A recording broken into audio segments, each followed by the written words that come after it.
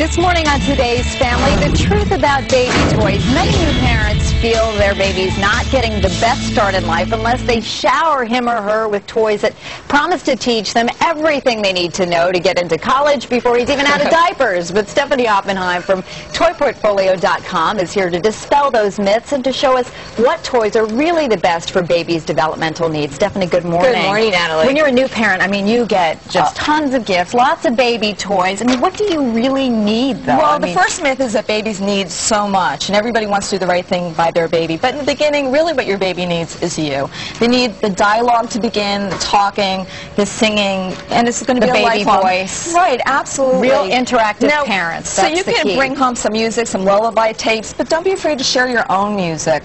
A rattle for tracking. Even if you have the worst voice. Right? Yeah, because you know what? This is the time where your baby won't complain about your voice, so go for it. Right. Some people get a little self-conscious about talking to their baby, so you can use a puppet to get the dialogue going if that's an issue for you. Plush toys. Right, this is a wind-up from Gondon. It has a nice music box quality to it. And the baby rattles. Very good for tracking, they like which is that important. tracking and also the sound. The next myth is that babies need stimulating environments, and while that's true to a certain extent, what it's translated into are cribs that are over the top with bells and whistles. And we have all of a lot of cribs have like lights and beeping things. Less is more, but you do want to bring home a mobile. This is from Tiny Love, and why this is consistently on our list is that you'll see Oliver, really it's important for him to have objects to gaze at, and they're coming in his line of sight as they're coming down and around.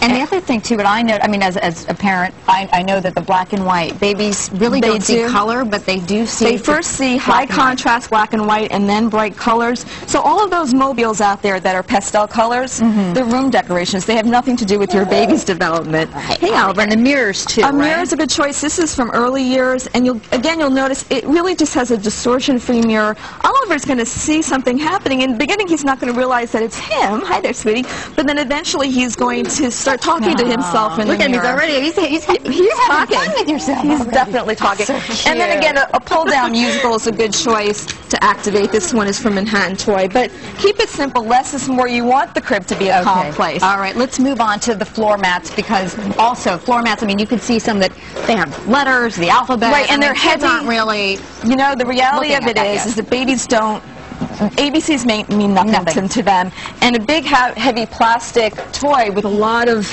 lights and sounds is really overwhelming. And we have Harper here, who is on an activity tot from Tiny Love, and this is a good choice again because it's about learning about your world around you. She's going to learn about the world through testing by seeing and gazing at things. And this is great, too, because you give her the head support. This is a tummy time mat, and this is a new feature, which is really great. And that's the important thing with the mats is you really want to encourage kids to develop that tummy time and to strengthen their neck muscles. Exactly.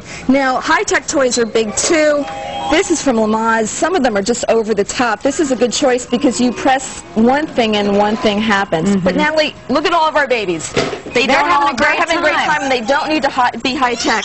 Jimmy and Charlie are here. They're playing with balls, fabric balls. Get down on the floor and play with your babies. That's the best gift that you can give with your baby, and the best really way to develop language skills as well. To start reading to them. And then Mac is here playing with blocks. He's already tossing them. Big Mac. Two different types of blocks that we have. The fabric blocks that he's playing with, and then Charles is there playing with Fisher-Price first blocks. You'll remember those. Everybody has them, and why they're always a good choice. They're very easy for babies to grasp and then release. We're even learning things like the shape, learning shapes and sizes, and learning how to stack things. Exactly. Well, you know, in the beginning, that shape sorter, put the top away. That's not an important piece of business.